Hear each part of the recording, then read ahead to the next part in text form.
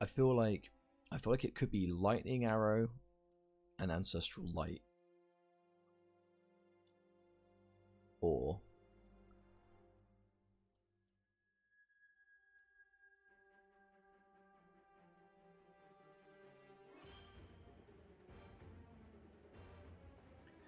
ooh, maybe. Dude, he has some serious possibilities.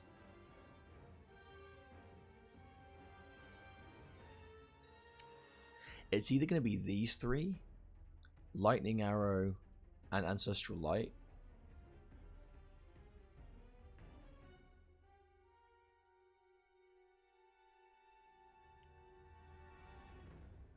ooh.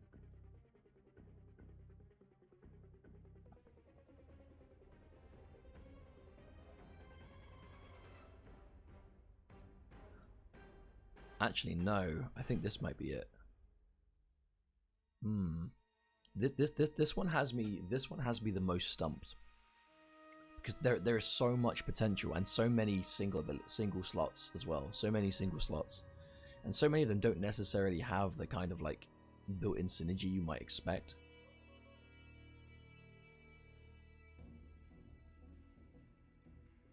Kind of wanna. Okay, I'm gonna try this.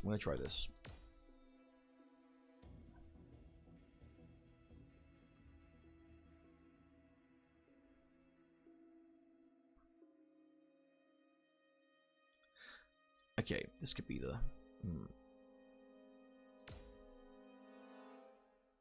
Yeah, I think this might be it. Lightning arrows are mid, yes. I feel like putting the 3 buffs together isn't the most interesting. I kind of want to highlight this one. Nightwolf should be allowed very soon, actually. NIGHTWOLF. Okay. NIGHTWOLF. Special Forces Desert Command. I want to really sit with Nightwolf and go through all of his abilities, because he's the only character I haven't looked at all of them yet. Like, I know what they do, but yeah, trying them together. Now, this one, let's have a look.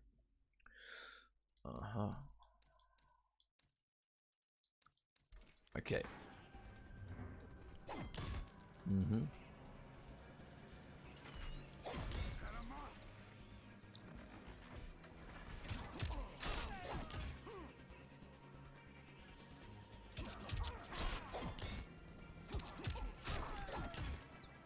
Quick.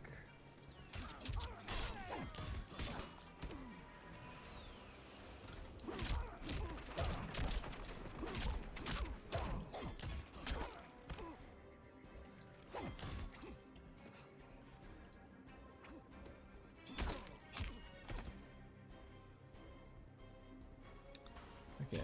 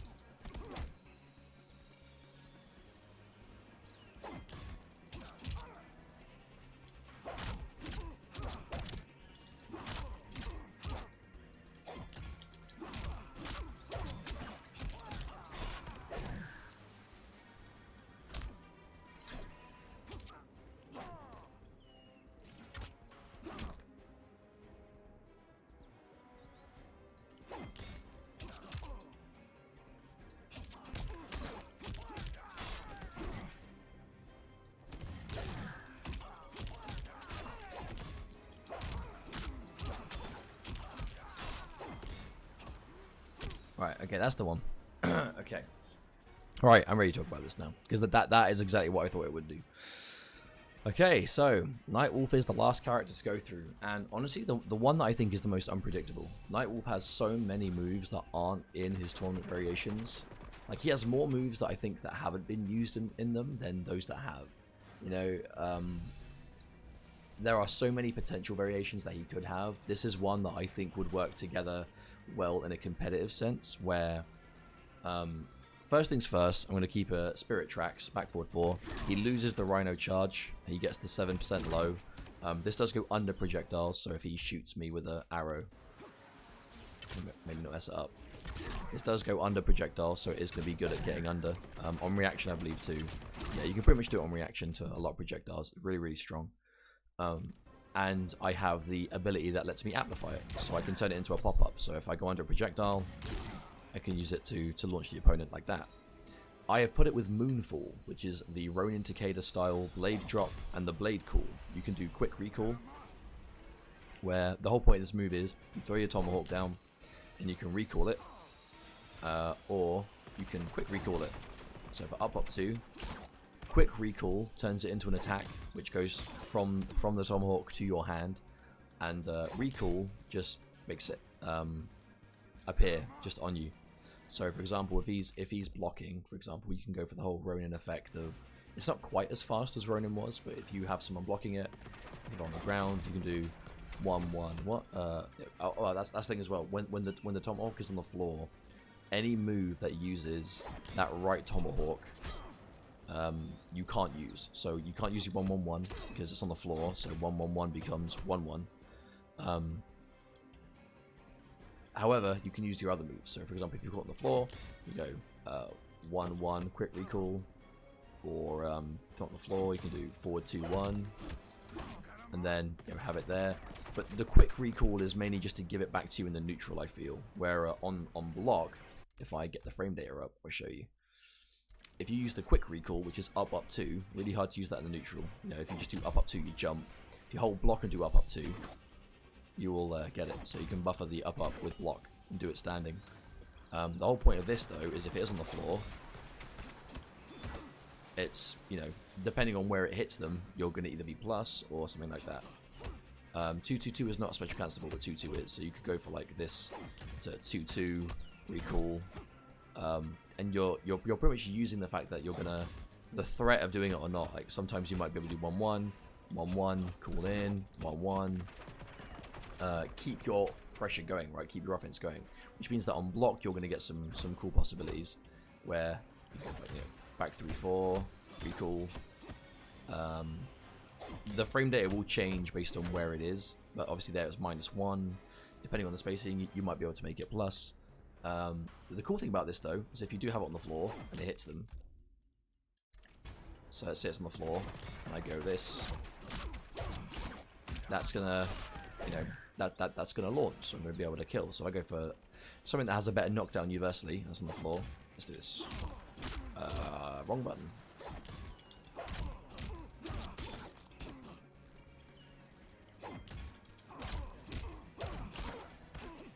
Maybe if I just do down, what if I do down 1, standing 2?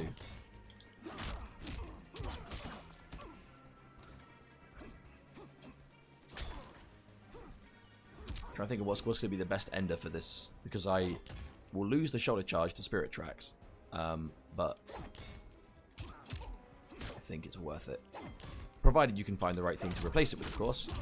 But you can't really do that. Maybe just do arrow. Maybe arrow will work. Just to show the concept. It doesn't have to be optimal at all. Let me just do this. Okay, that'll work. Something basic ass like that. But the reason this could work with Spirit Tracks is Spirit Tracks, when you amplify it, will launch. So you can pretty much do this. Now it's on the floor.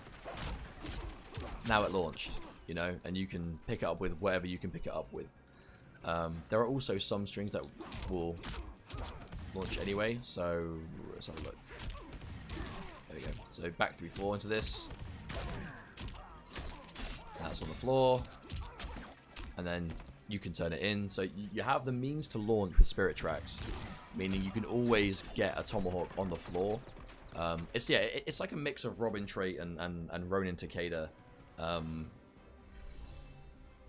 Robin trait and Ronin Takeda, kind of like mainly Ronin Takeda, like the blade recall and stuff like that, where you can see this kind of stuff work. This is the kind of variation that if it worked, like I can imagine Moonfall being really good if it had time to be like fleshed out, So if you throw it on the ground, obviously you then throw, because they'll block expecting you to call it back, which gives you loads of throws. You can then do more, you know, staggers, because they're always going to be worried about this, you know. And the fact that you don't have to just go under projectiles to launch, you know, being able to turn your 10, is that 10 frame or 11 frame back 3? I think it's 11. Yeah, 11 frame back 3. So turn this into a launch, into, you know, there you go. But also means that I believe he can make his forward 2 safe if I have him auto block. Let me do this.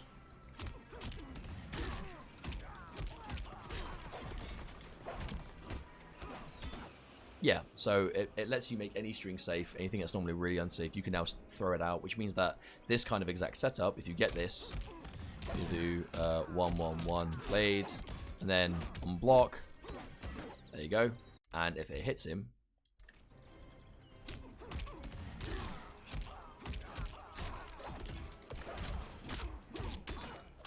you get a full combo for whatever it is you can end with, you know. I really feel like Spirit Tracks and Moonfall would work well together, and I think this is a side of Nightwolf that you can't even get close to this with any other variation, right? You either have a command grab, or you have the kind of like the neutral and shimmy game of Motoka Warrior and the launchers. This is something truly unique that would be nice.